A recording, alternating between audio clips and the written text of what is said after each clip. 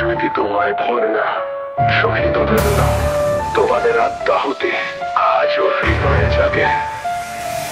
জুলাইয়ের রক্তে রক্তাক্ত স্বপ্ন, শহীদদের নাম ধরে বলি তাদের কথা। শিক্ষার্থীদের কণ্ঠ প্রতিবাদে ভরাট, অন্যায়ের বিরুদ্ধে তারা দিচ্ছিল আওয়াজ।